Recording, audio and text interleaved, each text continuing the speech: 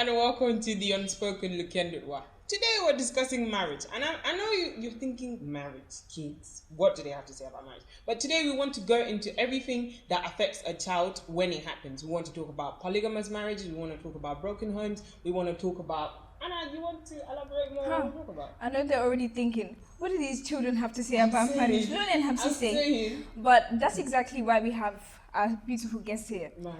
But we want to touch more on what has changed, because the way our grandparents used to be, have their marriage, the way their marriages used to go, and the way our marriages are now, things have changed. We want to touch on that. Yes, true, because normally the youth nowadays, they all want multiple wives, you know. How many wives do you want to marry? You? That's One senior. is okay. Are you sure? That's what you're saying today. One is okay. You have the Are you indicator. sure? One is okay. So before we get into it, I would love to introduce our guest we have here today. Over here is Auntie Anna John. We all know her. Man, Yes, exactly. And over there we also have Imam Usman Al-Haji Jah. So Auntie Anna, can you please tell the viewers more about yourself again, for those that don't already know you? Thank you very much. Assalamu alaikum. Walaikum salam. Man la Auntie Anna John yaay xale yi. Nekk si lu kenn du wax. Waaye nag ñun dinañ ko jéem a wax. Parce que Dinañ ko wax moom. Waaw, Mr. Jah. waaw seen mbokkati imam Ousmane Dia bu masjid Taqwa di bokk ak yéen programme mu tey bi xam naa ne dina interesting. Yeah, mom. Yeah. So Na Auntie tànga Anna, de. so before we get into the topic, I wanted to start with what's marriage? See you. Yes. what's married? Marriage, yes. What's married? What's married moom mooy marriage is something, you know, that is our culture. We born with here marriage. That's right. Sëy moom lu dagan na si suñ diina. Waaw. Religious. Sëy dafa am farata. Sëy farata la ak nag bañ na ko ba suñ diina daf ne li yàlla santaane. muy sëy.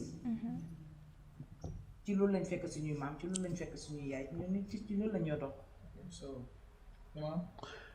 waaw sëy contrat la boo xam ne góor ak jigéen ñoo ko war a def jubluwaay bi mooy pour yàlla may leen njaboot gi nga xam ne mooy doxal àddina bi ak itam ñu mun a seen néeco ñu mën ko please seen néeco dimbale seen néeco bi leen yàlla bindee ñu di ko def ci anam bi nga xam ne moom la yàlla bëgg ba pare ñu mën cee am njaboot goo xam ne ñoo leen di taxawu ëllëg suñ demee ba mën a loolu mooy marriage. Go on. Go on. Well, I just see you. Is there like an age limit before you get married? Like, I'm young. I might want to get married next year, maybe tomorrow. But people will say, "Yo, halenga." Hanga you know. waaw xam nga marriage dafa am ay pillars lépp lu am important ci doxini àddina dafa am rules and regulations yu ko govern. nit du xëy rek na dama sëy noonu rek non dafa am lu ko war a jiitu. soo buggee tabax da ngay def foundation su boobaa age am na amut waaye li gën a itteel diine wala lu dul diine ci sëy mooy ability maanaam su fekkee ci góor gi la ndax li tax ñu ne sëy man nga ko li tax ñuy wax sëy ndax dëgg-dëgg man nga ko maanaam jigéen ji suy génn kër papaam mu ngi fa doon lekk mu ngi faa naan mu ngi faa dëkk mu ngi faa li ko tax a génn papaam loolu mënut koo am kër papaam parce que papaam moo fa ne ak i brodaam fi mu koy mën a amee mooy ci biti ndax yow su ñëwee ci yow di nga ko mën a defal boobu question la boo xam ne da nga ko war a ansa beneen li nga war a ansa mooy ci néeg la génn ndax am nga néeg boo ko dugal mu ngi daan lekk ba sóor ndax mun nga koo lexal mu ngi daan solu ndax mun nga koo odda mu ngi daan faju ndax mun nga koo faj so yooyu su fekkee ne dajaloo na bu boobaa forget about age jigéen ji itam the same thing jigéen ji itam sëy pour produce njaboot la jigéen ndax structure am attan na sëy suñ demee ba nga xam ne yaxam yi very good mooy ni ko yàlla bilee maanaam fi mu toll ci bindinam ndax attan everybody can have a child. non physically ndax attan na waaw physically ndax attan na sëy ndax kii mën naa jëflante góor te du ko wàññi dara du wàññi dara wuumam bi du wàññi dara structure am du wàññi dara nangam ak nangam ndax loolu am ndaw si am na ko ndax ku mun a ëmbala léegi ku mun a produce doom la te du ko wàññi dara ci xeltam saa yoo xamee ne question boobu mun nañ koo ansa kon jigéen ji mun naa sëy soo foofa dootuñ fa xoolati age maanaam am na koo xam ne sax mun naa am for example 10 years wala 13 years fekka mun naa sëy am na koo xam ne mun naa dem ba 15 years 18 years te mun ta sëy dafa dépend ci niñ dee màggee ak sa niñ la bilee niñ bilee sa structure naka la loolu daf ci count bu baax a baax. So now that you've laid the foundation of what marriage is, Auntie Anna, why do you think nowadays a lot of these marriages are not going the right way? I feel like now the conversation of what marriage really is before you enter into it is not really being had that much, which is why a lot of young people get into marriage for the wrong reasons, and then they go in and realize, oh, it wasn't even what I thought it was, and then they have to go out, and then there's kids in the equation, and that causes broken families. To what you mean would the cabinet? Dégg naa ko besona sëy amatut xale yi ñu ngi caaxaan sëy amatut xale yi ñu ngi caaxaan loolu du wax dégg naa ko besona parce que loolu taxawu fenn ñii sëy démba ñu doon sëy démba ba tey ñu ngi sëy sëy dara ceeñu ci sëy du wécceeku ni ko yàlla sartee ni ko yàlla tiraree pour nit ñi sëyee ko noonu la nit ñi war a sëy yi ci bokk nag moo bari yi bokk ci sëy bi te bokk ci woon moo waral sëy yu bari dem jafe dem bi pour sëy bi survive dafa jafe parce que yow soo gisee góor buggantee moom war ngaa xam góor gi comme li imaam wax léegi capacité góor gi lu mu mun a at lu mu munut yow war nga koo xam balaa ngeen a dem to the level of sëy balaa ngeen a dem to the level of build family war ngaa xam kuy góor gi ci lu mu nekk ndax mun na laa yore comme li imaam wax yëpp lu mën na xel rek loolu yëpp loo war a xam la yow jigéen ji balaa ngaa dugga si sëy balaa ngaa dugga parce que doo gis ku baax kuy dawal sa moto rek nga gis ko muy dem rek mu déet la rek yóbbu la restaurant ñaari yoon ñetti yoon ne la jabar laa la ko rek nga ne ko waaw loolu soo si duggee da ngaa génn fu mu jógee sax te xam nga sëy dafa bari façon ci jigéen ñi dinañ ci élaborer moom waaw man lu ma leen naxati rek comme ma gis na yow you gonna take care of yourself and you want to marry someone. Someone's daughter, like Imam said, eating, doing everything right at home. You're going to jail.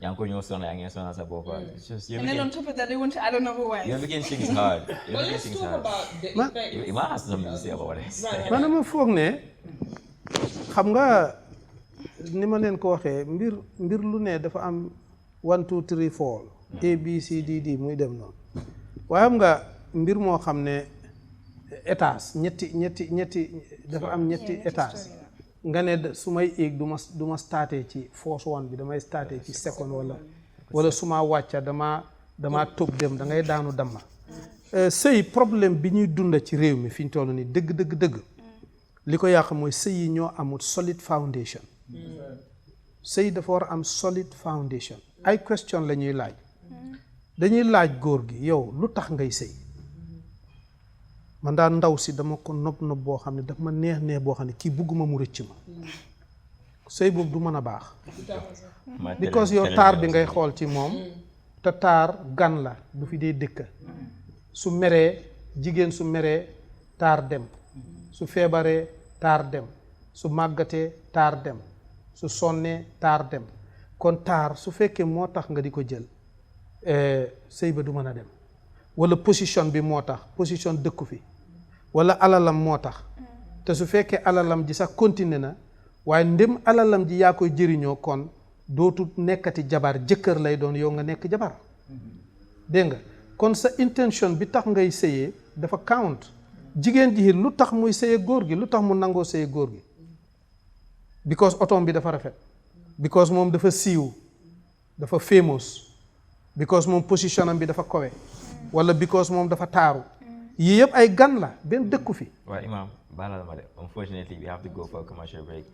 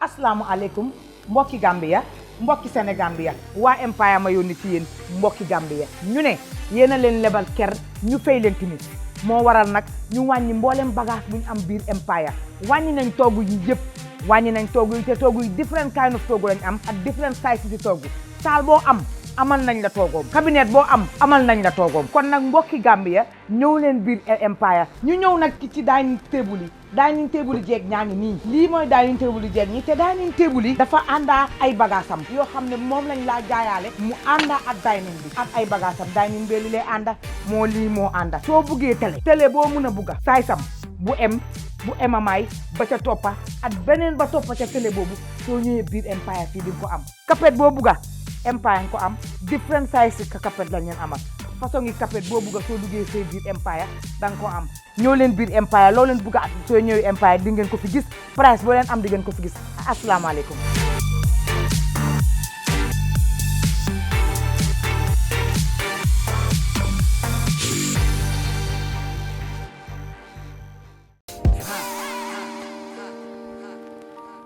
Back to the unspoken. Just before the break, we had Imam talking about the foundation of a marriage, what goes into marriage, why people get married, what intentions do you have to have before you get married. Do you want to carry up on that point? Waaw comme ni ma ko waxee yooyu moo tax amuñ solid foundation. su boobaa kenn ku ci ne li nga séntu woon ci sa partner doo ko fa fekk ndax yëpp mbiru àddina la. xam nga suñ problème dëgg saa yuñ isolé suñ bopp ak àllaaxira ak yàlla suñ mbir dara du baax bu la ci kenn nax lu coow li bare dara du baax il faut ñu connecte suñ bopp ak yàlla du ko ñàkk fayda du ñu fi binda li ñuy am fi am yëpp moo ñu ko jox ba pare ñuy defee nu ñu neex ba pare ñu ne mbir yi na sotti du sotti. ok su fekkee li ngay ut ci man àddina la man li may ut ci yow àddina la àddina kenn du ci suur dañuy mujj rek fénqoo. léegi lan mooy tax bon sëy bi dox dafa nekk ci intention bi mooy man góor laa dama jàppane dama jot pour ma sëy intentionally bugguma dox di taxawaalu te xam naa ne mën naa ko ma bugg a sëy ngir yàlla wërsëgal ma njaboon may dund ci ni neex yàlla ngay dem di uti jabar su may dem di uti jabar damay ut ni ma bugg suma doom mel ëllëg yaay jooju laay dem uti yaay ji dama ko tànna du ne damay toog rek dajeeg moom neex nga ma neex naa la rek ñu dajee fële dem fële ñëw fi non yaay ji dañ koy gëstu. I mean, in as much as I've said that it's important for a car and a house, that's all banned. Before you get into marriage, car, money, those things are not they're secondary issues. The first thing you should be thinking about is what family is he coming from? What is their history with marriage? As the Imam said, what type of person is he? Study this person, go through counseling. I mean, in a marriage, I'm looking for happiness, boo-boo. So I'm going to follow through all those things and ask questions to understand marriage in itself, not just going like a mumu. I know do. Ban famille la bokk ndax ay sëykat lañ ndax nit ñu baax lañ ndax moom jikkoom lu baax la ndax nangamati nangam ba nga xam ne kii yaay la am nga ci moom yaakaar nga door ko ut jabar su ko defee yaay jooju itam moom itam bi mu lay nangul li tax mu nangul la mooy dafa jàpp ne nit ku baax nga borom jikko ju baax nga dégg nga te attan nga ko ngeen ànd ci mbir moomu kenn ku ci ne jublu ci ngir yàlla su boobaa insha allahu taala sëy bi dafaa dem. I feel like we've spoken a lot about the foundations of marriage and what makes a marriage work. Let's talk about the effect and the things that come out of marriages. One, polygamous marriages. Like, to this day and to death, I cannot understand, like, I cannot fathom the understandings behind polygamous relationships. Like, I cannot. Like, polygamous marriages, I don't understand. Because for me, I feel like polygamous marriages have a lot of effects on the children. And the standings that most people now go into polygamous marriages for, especially people our age, this younger generation. Yeah, if you say that one, mom, I agree with. I agree. Some people don't know, like they go for the wrong. Exactly. A lot of people be like, oh yeah, I'm a man. Yeah, exactly. Or you try to show that you're a boss. You want 4, so divorce all 4, marry another 4. But that's the wrong reason. That's not the reason that they actually wrote in the Quran. Exactly. And I don't what do you have to say about polygamous marriages and their effects on children? What do you mean by polygamous marriages? Like more than one wife. The mom, hang on, say there come a lot of polygamous marriages, bad effects. Right. That's why she's talking. That's all I say. More than one wife. Yes. If you can do it, you can marry up to 4. What man can equally love? Okay, there's men, especially in the older generation, because that was a common practice then. But now in this day and age, still common now. Just say it. When I mean older generation, the people that have already done it in the older generation are still existing, fine. But people our age that are just getting into it, oh, they don't know that they are racist. They don't know the art of lowering your gaze. It's not part. And the thing is, culture will tell us, yes, good luck. Wow, the guy keep big man. Wow, good luck. Actually, what do you have to say about that? Especially Sundawi. Like Sundawi, knew they just do marriage just because of marriage. This actually, she's not even the one I want. And then they go and find the second wife. And then they tell the first wife, Munya, kirip karab dugana figina. What do you think that act of marrying a second wife for the wrong reasons has on your children? Why you nin ko waxe ni sey du tedde non sey du chahan exactly sey du fo su ebo sax muy marry 4 wife bu takke kenn weer bi ñu mu takkat kenn des na ci mom ci am ak ci mun ko yoré loolu konsaanu jigéen ji li ko konsaan mooy na la góor gi yor parce que loolu ko war na la dëkkal na la dëkkoo uuf sa njaboot loolu ko war bul consider kam takki na mu ngaa dem feneen waaye uuf bi dina des di man I don't know much about with your children. If you cannot be fair, stick with one. Exactly. It can't be fair. The care will never be complete. Money. If you cannot be fair, stick with one. Money. Amut fair at ñaka fair. Funga fair Auntie Anna. Funga fair di. Déglu ma daga fair. Waaye ñëpp duñ benn. You cannot go and marry another wife if you know you will not be fair. At the end of the day, your kids on both sides, the first and the second or third or fourth, but yeah, if you're not fair, the kids will not dunjubo.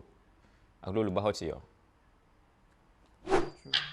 not going to am benn jabar te jubuñ. Daadu. Am na góor ñoom ne benn jabar rek dañ am. Benn rek. Ak seen ñi jaboot. Waaye jubuñ ñoo gën a dinga leen soo amee benn jabar nag am juróom ñaari jànq yi yow si biti. Loolu laa bëggoon a wax sax. Loolu meeku seet. Boobu moo gën a bon. Waaw. At ki nga xam ne nag dina am ñeneenti jabar te jubal ñëpp nag maa mu am 3 te jubal ñëpp. Maa mu am ñaar te jubal ñëpp. Moom nga am ñett rek doo jub de. But how if you are going to marry more than one, be fair. If you cannot be fair, stick with one. And your Quran clearly states yeah, you have fair, to be fair. Unfair at be fair yëpp ci xol la nekk. Why exactly? Li la war rek mooy toppatoo leen ba sa unfair yoo góor gi bu ko jabar ji xam. Ak bu ko doom yi xam. Okay, why a man should have more than one woman and a woman is not allowed to have more than one man? Because if you check the ratio of girls to women in this world, it's like 15:1. That was like 10 years ago ratio. I don't know about the present day today. So you see, so we're trying to balance things here. So you get me. Although I'm a Christian, I'm not allowed to. What King Solomon had, I don't know. God, can I please, you know? waaw xam nga Nadu du ma leen li ma leen di fàttali mooy ñun nekkuñ fi ci ay caaxaan maanaam nit ñi dafa am ñun ku ñu fi indi réew moo gis dafay am dañuy toog di defar ay laws ay constitution luy doxal réew mi ak nangama réewum Gambie li muy tuuti tuuti naka nag ki nga xam ne moo amee àddina bi yëpp nit ñi fi ne ñëpp moo leen fi def ndax da ngeen fa ne dafa toog rek defalut ay rules and regulations laws yu leen di doxal il faut ngeen bàyyi xel suñ problème yëpp mooy dañoo détache dañoo disconnect suñ bopp ak yàlla yàlla moo wax ne góor mën naa am lu ëpp benn jabar waaye daf ci def condition soo demee nag ba ragal ne doo maandu emal ci benn waaye luy maandu loolu lañ war a define yonent bi moo ñu ko define nag yonent bi dafa amoon lu ëpp benn jabar waaye dafa am kum gënoon a bugga mu ne li ma moom de diw moo ci ëppale dégg sax li ma moom ñépp laa ci emale waaye li yàlla moom diw moo ci ëppale kii junja na ko soxna Anna par exemple nit ki am na lu ëpp benn jabar dafa am loo moom li nga moom mooy lan mooy aye su fekkee dañ ne kenn ku ci ne ñaari fan nga defal ko ñépp nang leen emale ci loolu sooy jënd yére ñoom ñépp nga jënd leen loolu leen jënd sooy loolu yii mooy yi nga xam ne yaa leen moom waaye il faut góor gu manti doon soo amee lu ëpp benn jabar da nga yëg ci sa xol ne sa cofeel mun naa ëppee ci diw doosin miin ne soppuloo ñeneen ñi ci des wala bugguloo leen waaye fii la ëppee loolu ñu bari dañ koy jéem a weddi waaye xamadi yàlla moo tax ma jox la ci exemple soo amee doom soo juree benn doom lépp lu ñuy tuddee mbuggeelu doom kenn kook moo koy moom waaye soo amee beneen doom da nga fiil ne ko moom itam bugg nga ko style kii yaa ngi ko buggoon nga amaat benn te mbugg gi mu ngee dem rek mu ngee royaat ba soo amoon téeméeri doom ñëpp da nga leen bugga waaye ci biir nag du ñàkk ne dana am doom joo xam ne mbuggeelam ci moom la ëppee foofu nag lan la diina sant mooy bu ko wax te li nga moom nga emale leen ci su fekkee ne yow sa jabar bi yëg nga ne moom nga gën a bugga te li tax nga gën ko bugga sax mun naa am ne ci jabar ji la because jigéen ñi tam emuñ jigéen ji nga xam ne daf laa bégal di kontaan suba ngoon yow rek la bugga nga bég dégg nga maam lu mu faraatoo lu mu manti def ak ki nga xam ne moom yoonam nekku ci dégg nga moom itam opportuniste la sax moom loo ko jox fu mën a jëlee ci yow fu mën a lekkee fu yoon ñaar ñi mën a ñoo nekk nag benn sa cofeel mun naa ëpp fii waaye lu cofeel gi ëpp fii du tere su ayeem jotee da nga ko jox ayeem dépassam di nga ko jox da nga ko dundal te doo wax kenn ne kii laa gën a bëgg su boobaa def yow yaay ki maandu te yow ku baax nga su boobaa beneen laaj bi ngeen doon laaj ne dafaa am impact ndax dafay am impact ci xale yam du am xale the same thing even ki am benn jabar am ay doom léegoo léeg nga su fekkee dafa am koo gën a bëgg wone ko xale yi dañuy bañante likewise su fekkee itam da nga am ay jabar yu ëpp benn jabar dafa depend ci ki nga xam ne mooy handul mooy borom kër gi naka lay doxalee for exemple soo xoolee démba am na nit ñoo xam ne fi ne nii seen doomi bàyyi sax lañ gën a juboo ak seen doomi ndey yi dafa depend ci borom kër gi naka la moo def ak njabootam su fekkee li ngay def dafay transparent nga woo leen kenn ku ci ne li nga ko war a defal nga defal ko lépp leer du ngeen am benn problème waaye nit noonoo mun a xewee ci ñi bokka ndey ak baay noonu la mun a xewee ci ñi bokka baay rek te bokkuñ ndey. Imam, sorry, I have to cut you. We have to go for a short break and we'll be right back. Stay tuned.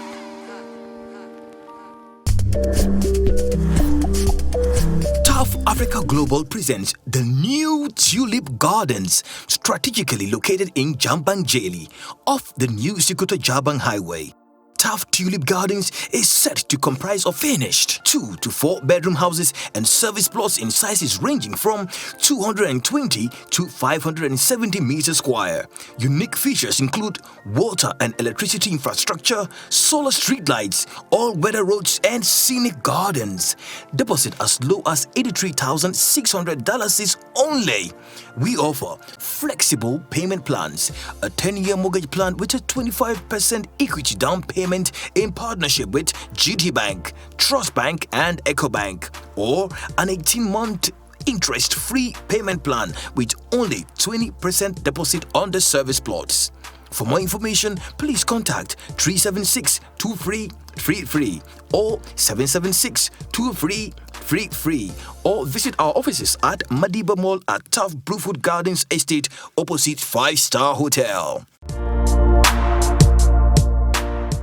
Assalamu alaikum, mbokki Gambia, mbokki Senegambia, waa Empire ma yónni ci yéen mbokki Gambia. ñu ne yéena leen lebal ker ñu fay leen timit moo waral nag ñu wàññi mboolem bagage bu ñu am biir Empire wàññi nañ toogu yi yëpp wàññi nañ toogu yi te toogu yi different kind of toogu lañ am ak different size ci toogu saal boo am amal nañ la toogoom cabinet boo am amal nañ la toogoom kon nag mbokki Gambia ñëw leen biir Empire ñu ñëw nag ci dining table yi jeeg ñaa ngi nii lii mooy dining table yi jeeg ñi te dining table yi dafa àndaa ay bagaasam yoo xam ne moom lañ laa jaayaale mu àndaa ak dining bi ak ay bagaasam dining bi li lay ànda moo lii moo ànda soo buggee télé boo mën a bugga saysam bu emamaay ba ca toppa ak beneen ba toppa ca télé boobu soo ñëwee biir Empire fii di nga ko am kapet boo bugga Empire nga ko am different size ka kapet lañ leen amal façon ngi kapet boo bugga soo duggee see biir Empire da nga ko am ñoo leen biir Empire loo leen bugga soo ñëwee Empire di ngeen ko fi gis price boo leen am di ngeen ko fi gis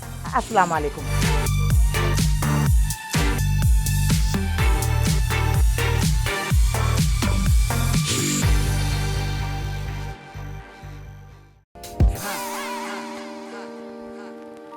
Welcome back to The Unspoken. Before we went on break, Imam was talking about fairness between kids and why, whether or not it's kids or it's the wives, there's bound to be not that interference, right? Yeah, there's bound to be that one person that you love more. Exactly. I want to say one thing. Imam has been talking about how these days we seem to negate the fact that there is meant to be a God in your marriage. There's meant to be that God factor. Mm-hmm. And the last time we had this argument, I told them, listen, this marriage triangle is God, man, woman. You bring anybody else into that equation, it goes mayhem because triangle splits. And that's exactly what Imam has been saying now. So, Antiana, you want to go back to that? Yeah, not absolutely. Okay. He said if we negate God, if we negate the God factor, then marriage is split. But now you see how many marriages are being absolutely destroyed because the parents want to come into it. They want to say, okay, do you want to know? My mother said, my father said, he said, she said. That's all those competitions. I want to emphasize that more do like Kenan said marriage conversations. And you do it for God's sake. Man, ignore the family behind. Yeah, that's what we're not saying leave the family behind. What I'm saying is, do not allow them to overtake your position, your own. It's like allowing your own mother-in-law to become the husband. I want to ask a question as a man, Imam. Wow. They can tell if you marry your wife and your mom. Wow. And your wife. Limuy wax amna some element of truth. Not why duñ ko jël absolutely nim ko waxé. Wow. Interference daf ci am loo xam ne day defar sëy waaye am na loo xam ne day yàq sëy. Yes, pila si sëy mooy jëkkër ak jabar loolu mooy pila si sëy su ko defee ñoom ñaar ñëpp kenn ku ci ne yàlla ngay bàyyi xel li ngay ci sa sëy bi waaye foofu sax yàqu-yàqu bi fa njëkk am te ñu ngi ko wax ci suñ first session bi tam dagg moo di ne ñaar ñiy sëy si dañoo war a njëkk a xam luy sëy because kii sëy jëkkër dafa war a xam lan mooy responsibilité am ak lan mooy right am likewise jabarit dafa war a xam loolu waaye ñaar yooyu itam duñ ko dee xam ñun ñëpp dañuy blindly dugg ci sëy so kenn du xam lan mooy sa right lan mooy sa responsibility loolu dina indi clash waaye pour ma dellu ci sëyam bi dëgg sa ci waxam bi yes sëy bi jëkkër ak jabar lañ séntu ne ñaar ñu maccoo lañ ñaar ñu war a mun a déggoo lañ su amee problème ci seen diggante ñoom ñaar ñooy tëdd ci seen ngeganaay ñu waxtaanee ko maccool yi dégg nga faj ko bu bër setee mu mel ni dara xewut ñu continuer ci seen sëy because ñàkk a déggoo mënta ñàkk waaye sometimes léegoo-lee mbir mi dafa escalate mu àgg foo xam ne you need third party te kooku du bokk ak yàlla ci nit ñi nii da ngay need third party because àgg ngeen ñaari partners yi àgg nañ foo xam ne déggoo mënatut a nekk da nga jàpp ci li nga jàpp ne mooy dëgg kii jàpp ci lim jàpp ne mooy dëgg te fi ne il faut ngeen niit nag kan moo leen di àtte war ngeen a am third party boo xam ne yéen ñaar ñëpp da ngeen koy trust te da ngeen koy ormal te da ngeen koy déggal mu doon ku ragal yàlla ku dëggu mu ñëw nag wax seen diggante ne diw yaa nekk ci dëgg diw nekkoo ci dëgg su ko defee nag ñu tàmbali xaat ñu live continuer loolu su amul ci sëy yi léegi mbir mi du dox ndax ñaar ñiy sëy dañuy jaar ci yoon wuñ mosta jaar dañuy jàng kon ki mos a jaar ci yoon wi moom moo leen di mun a dimbale waaye moom wàll gi muy waxee am na solo mooy sëy léegi dafa bëri interférence yoo xam ne raaytul par exemple da nga ñëw di sëy ne damaa sëyal suma jëkkër sëyal suma yaay jëkkër sëyal suma brodaay jëkkër yi sëyal suma sistaay jëkkër yi dégg nga famille bi yëpp ngay sëyal it good sax de mais soo sëysee yees da nga war a ormal sa yaay jëkkër sa sista jëkkër sa bro da nga leen war a ormal waaye not to the extent ne ñoom dañuy ëpp a doole sa jëkkër ci yow léegoo léeg nga gis njëkke boo xam ne dafa sañ lool dafa sañ maanaam doole ji muy am si yow sax sa jëkkër du ko am ci yow moom ngay gën a ragal sax ni ki sa jëkkër te su fekkee defaluloo ko ni mu buggee mën naa tilimal sa sëy su fekkee sa jëkkër dafa tóoy nga xam ne mun nga ko wax loolu ne wala def loolu ne ñenn ñi dañ lay wax faseel sa jabar yes maanaam góor dafa war a am fayda ju toll ni kenn du dox sa digganteeg sa jabar li ngay meree sa jabar moom na la ko def waaye suma yaay nee na ma wala suma baay léegoo-léeg nga am jabar yoo xam ne deful la dara waaye sa yaay buggut ko for what reason yenn yi doo xam sa ban reason yu ñàkk fayda léegoo-léeg sa sister bugg ko for what reason su ko defee ñu xeex bundu xataal la ci kër gi ba yow dootoo mën a tee nekk ci kër gi da ngay endop yow ci sa bopp yaay wax ne damay tas sëy bi because suma yaay jëkkër mënut ko suma sister jëkkër mënut yooyu laay wax ne feyaabut te loolu fi mu ëppee ci goro yi la dee ëppee waaw léegoo léegi goro bi maanaam yaay yi ndaw si ci boppam ebal doomam muy sëy ba pare mu jàllal bi ku yàq sëyam moom itam parce que su fekkee duhut sëykat li nga xam ne mooy problème yi nga xam ne daf ko war a muñ ci kër gi saa yu jooyee mu naan ko da nga ñàkk fayda tasal sa sëy bi nangam ak nangam dégg nga yooyu itam dana yàq ci sëy lu bare loo ci man di dégg daal ñaari partners liñ séntu ci ñoom dañoo war a maccoo enough ñu xam ne yoon la woo xam ne defuñ fi ay flowers du yoon bu yomba pour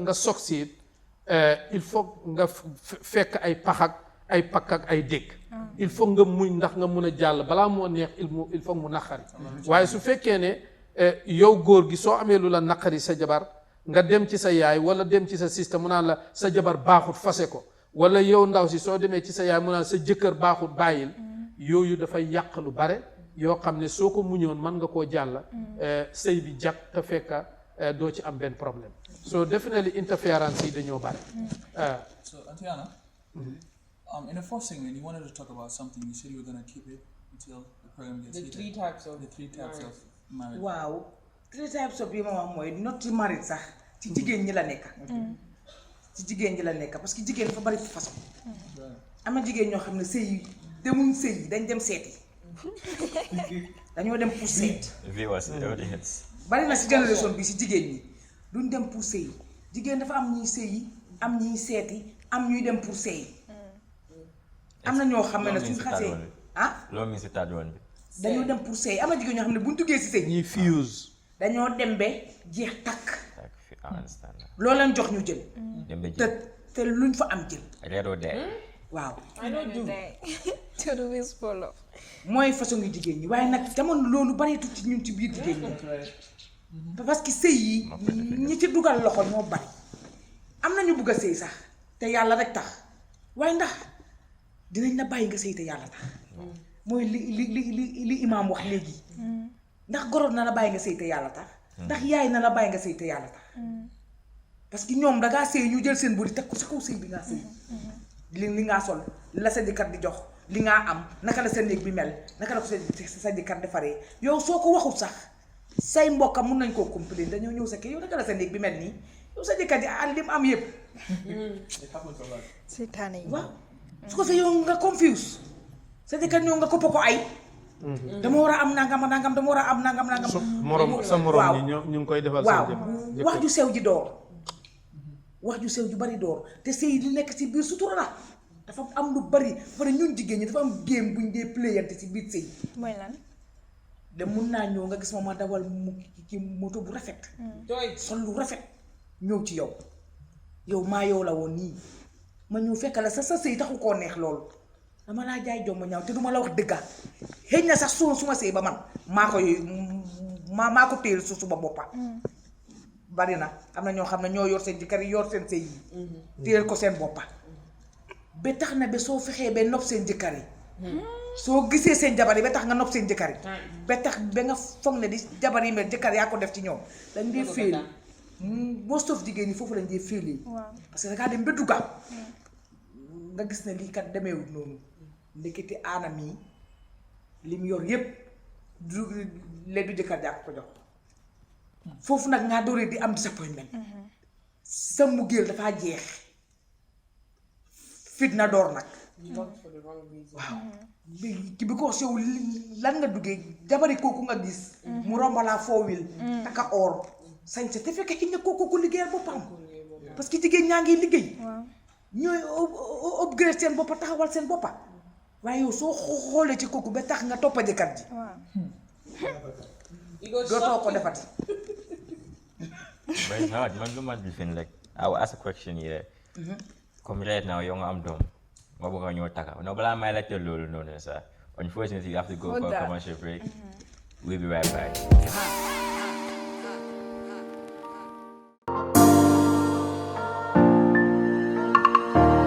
The development of our Dalaba estate commenced in November 2018. Today, Dalaba comprises of over 350 affordable and quality homes with fenced and gated service plots.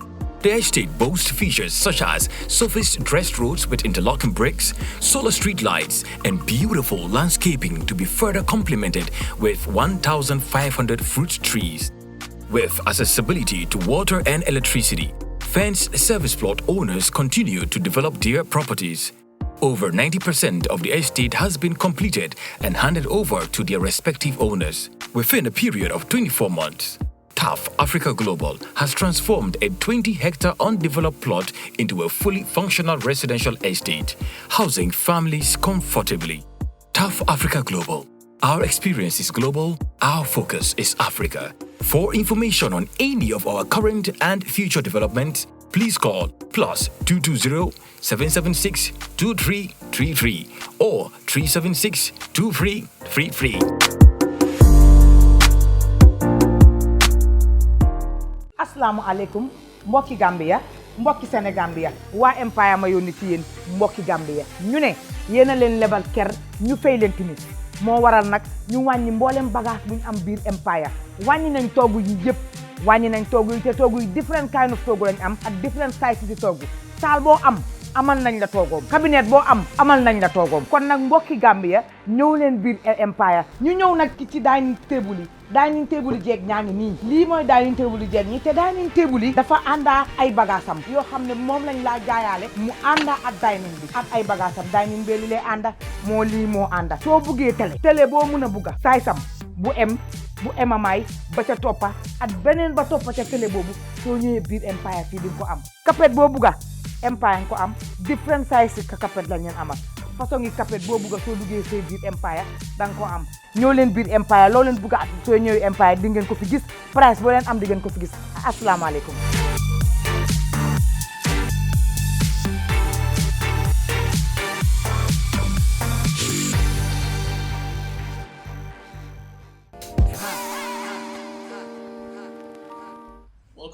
you're unspoken. I know you're enjoying the show and you're loving it right now. But before the break, Dabo had a question to ask. Yeah, So Dabo, this is for Imam and Diana. Right now, nyari question la ame. The first one is, come right now, so I'm a dom, and I want to marry her.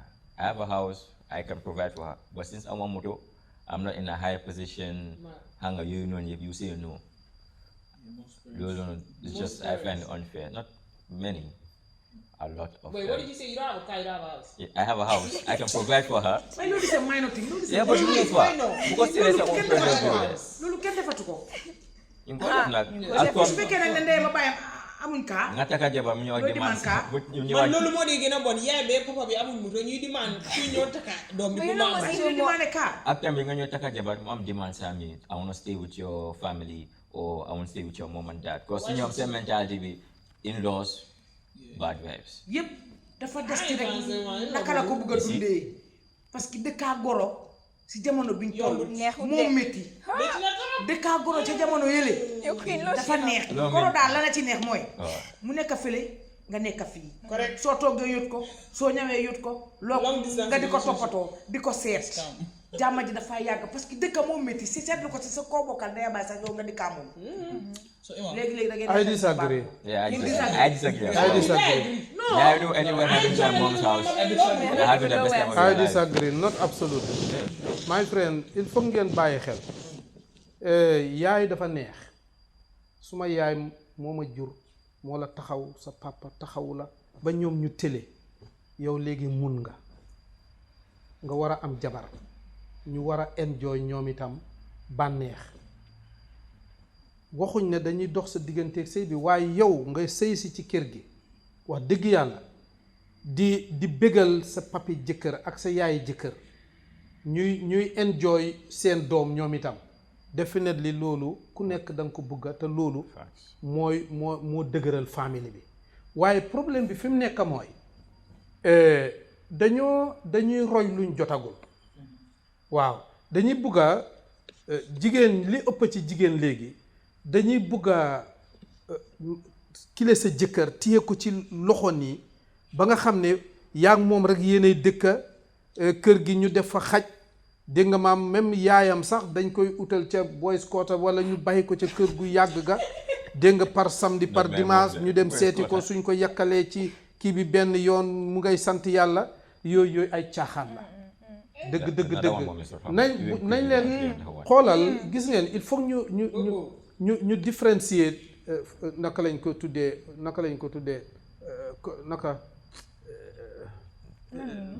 nit ñi ni ñuy dundin society si il faut ñu différencier leen ñun africain lañ society africain lañ bu ma wax ne sax jullit lañ parce que jullit ak chrétien moo fi ne waaye ñun suñ culture moo di ne dañ lay bring up fayal la nga jàng sonn ci yow defal la ba nga munal sa bopp dëgg da nga war a delloo njukkal ñi nga xam ne ñoo la defaloon loolu because sa yaay mi nga xam ne moo daan taxawu sa papa fi ne nii mage na mënatul lu bare doom bu góor bi indi jabaram ci kër gi ndaw la te mun na dëgg nag pour muy taxawu yaay jëkkëram ak bàyyi jëkkëram ñoom itam ñu bég dëgg loolu dara neexu ci yaay jëkkëram ak bàyyi jëkkëram itam bëgg ko comme seen doom su fekkee loolu la bëgg ko comme niñ bëggee seen doom di ko waxal di ko teete di ko dimbale loolu kër gu neex lay doon du am benn problème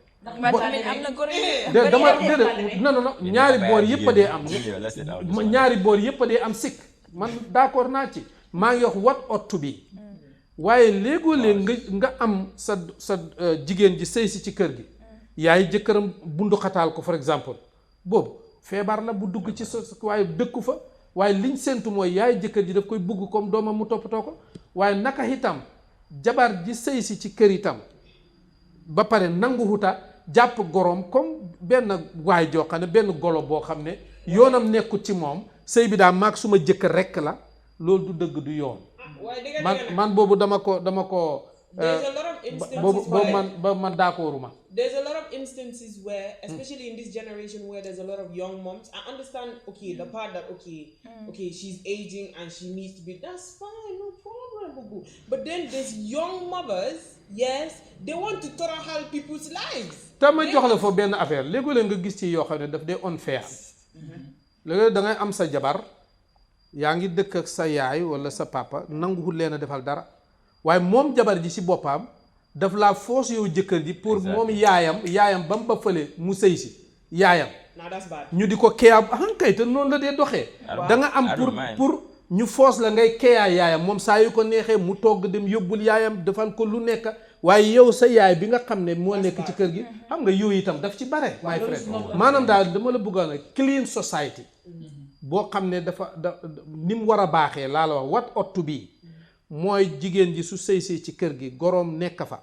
goro bi daf ko war a teeru boot ko defar ko toppatoo ko ba mu rafet ni ko yaayam di defar moom itam dafa war a jàpp goroom comme yaayam bi mu bàyyi gannaaw di ko toppatoo di ko taxawu di ko def naaw lii mooy what ought to be te loolu mooy neexal kër gi. So does this mean then before people get into situations where they want to get into a marriage and they want to live with their mother-in-laws, should mother-in-laws then go into counseling? Should they be yettled? Should they be told about what it is that is there, so there is not a situation where a wife gets into this marriage and the mother-in-law is treating her any which way because it's not Imam said earlier that some mother-in-law they don't like their in-laws. Some they just don't. What's this thing called? They just go for no reason. They don't have love their reason. sons. They're mommy's boys.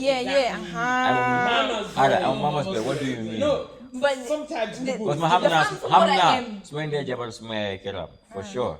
That's what you come to man. Right. But it's not in every situation. There's some boo-boo. Antiana, there's this question I want to ask. Like nowadays, we see a lot of child marriages happening here, and sometimes it's like the kids don't have a say in it. Yeah. So you see, if an older person wants to marry a younger, let's say a teenager. Sometimes from a baby side. You see, the girl will not like the man. The girl will not want to be with the man, but because the parents say that he has already paid for the price. Yes. You must enter. Yeah, you must go into the marriage. So what do you have to say about that? And after you're done, can you please? The imam. Yeah, tell me. That's not happening this time around. I don't think so. It does. Maybe not around Congo. It's happening. It happens. Exactly. It happens. Yes. Why do you same generation fee? No ko nangu ba nga diga muy am. Antiana. Mas ñom Lolu mun na am way man dama fogg ne man lolu dafa passé pour nit di ko def doomam sax. Waaw man loolu laa foog man ci li ma gëm laa wax. I understand. Sa doom danga ko bàyyi mu tànnal boppam kam bugg a sa yaay parce que moo faa sëyi. Exactly. Yow sëyiwuloo fa. waaye yaayam waaye danga ko jox chance. ci kam bugga. Advice ko tamit. waaye teete ko ndax xam na kam bugga. su ko buggee te moo ko tànnal boppam te bugga na ko. nga may leen ñu sëy te yàlla tax nga maandu ci. pour ëllëg saa bu buggee daw jooy daw ñëw dina ko xalaataat dina ne kii kat maa ko tànnoon parce que soo ñëwee man li ma laa rek mooy yee yaa ko tànnoon boo ma ne waaw dama la may la dellul ay maam dal ko àddina daf dee dox bu njëkk góor maanaam baay ak yaay ñoo daan utal seen doom yu jigéen yi jëkkër waaw moom it góor gi baayam walla yaayam moo ko daan utal jabar dañ la daan wax demal léegoolee sa parents yi ñooy waxante ba mu baax sa doom sàngam suma doom sàngam laa ko buggal pour sa doo xam kan la dañuy toog benn bis ne la demal nuyoo ji sa kër bàjjan siiw daan walla demal nga dem da nga fa gis benn jigéen kook laa la utal wala léegoo-léeg yow jigéen ji sa papa daf lay woon ne la diw laa lay may nga ne ko man papa ko ma may rek bëgg naa ko xam nga lu waraloon loola booba jigéen amutoon tes góor amul tes booba bët yi dafa am rideau léegi rideau yi bët yi dafa dokk góor mooy bu njëkka jigéen xamul góor xamul jigéen xam gi ma waxuma ngeen jëflante de waaye doo am interact ak ñoom doo toog ak ñoom doo def ak ñoom loolu moo xewoon bu njëkk soo pour góor gu ne jigéen ñëpp benn lañ jigéen ju ne góor ñëpp benn lañ su boobaa kenn amul problème léegi àddina di dox ba ñu góor ak jigéen dañuy xëy génn daje ci mbedd mi bokk classe di xamante di demlante di dikkalante di am bugga dafay rong pour nga jël sa doom bu mu manti doon nga foos ko ne da ngay sëy ak diw because pila bu njëkk ci sëy mooy bugga bugga du diine sax caaxaaneeku ko mooy pila bu njëkk bu njëkk dañ ko daan def te daf daan wook yes daf daan da ngay gis nit koo xam ne may nañ la diw yow sax ba nga demee nii nobuloo ko waaye bu njëkk dañoo amoon jom ak mën a muñ ci noonu ngay muñ su fekkee borom jikko ji baax na jigéen daf dee miin ñu dem ba yàgg nga bugga ko loolu daf daan xew waaye nag du tey da ngay bugg a dëgg-dëggal balaa nga cee dugg foofu péereen leen rek la ci am liggéey mooy léegoo-léeg nit ki mosta sëy léegoo-léeg sax du xam kan la war a bugga loolu daf dee dal góor gi danay dal jigéen ji kan nga war a bugga yes wax naa leen ne sëy dañ koy tànn jëkkër dañ koy tànn jabar dañ koy tànn ok léegi sa doom bu jigéen su fekkee dafa bugga koo xam ne yow sa papaam wala yaayam da nga jàpp ne warut a bugga kii yes bugga na ko nii de waaye da nga jàpp ne loolu baaxut ci fii coom because façon ngi góor bi mu doon yow xam nga ci moom lu mu xamut ci yow dégg nga façon ngi góor bi il faut nga jéem a discourage bon sa doom jooju mu jéem a withdraw dégg nga waaye soo jéemee nag ba sonn mënoo ci dara bàyyi ko mu mos dégg nga su ko defee afta moom dina xamal boppam because am na yoo xam ne da nga koy xamal sa bopp ne lii du wook mbir mi du wook soo su boobaa pour ngay forcer sa doom bu jigéen bi ne ko kii ngay sëyat loolu defe ne li dafa rong da ngay jéem a ubbi xel mi wax ak moom nangam ak nangam léegoo léegi nga gis koo xam ne da nga jàpp ne sa doom bu jigéen war naa mën a sëy ak moom because mag ñi dañuy gis lu xale yi gisul xam nga ne kii ku am fiico la ku am jom la ku am vision la for exemple yow li sa natteekaay ak man suma natteekaay mën nañoo ñàkk a nekk benn su ko defee ma jéem laa convince pour nga bugg ko parce que yow léegoo-léeg lii tax nga bugg a nit ki loolu du dee woog du dee am tey ak ëllëg wax naa la ko because nit ki doo ko xool rek ngir taaram bi nii rek meyaa taar wala moom ku bëri xam-xam la wala moom ku siiw la wala moom ku bëri alal la yooyu gan la daf dee dem soo leneen li nga xam ne moo dee tax say woog ñaare ñu bëri ci xale yi duñ ko dee gis moo tax rôle yi papa yi foofu rôle yi waajur yi mooy ñu ubbi seen xel yi leeralal leen pour ñu mën a xàmmee li ñuy bëgg ak li ñuy bañ so loolu foofu rek laa gis ne am nañ ko fa. From this whole conversation and from all we've spoken about, I think we do all agree that marriage is a big thing. And before we big take institution. steps into getting into such an institution, whether it be marriage as monogamous, polygamous, all of these things, I feel like before we take steps into those things, we know need what to you're go getting through into. You need to know what you're going into. We're schooled about these things. Definitely. But I think the mistakes we're making is because we do not know what we're getting into. Yes. I will not We're lie. getting into it, forgetting about children. We're getting into it, forgetting that you have a mother-in-law that you're meant to face. We're getting into it, forgetting that there's a tendency that it's just not what you think it is. And a lot of the time, the conversation is not even had until you're about to get married. After you've already tied all the knots there, that's when they want to tell you what you're getting into.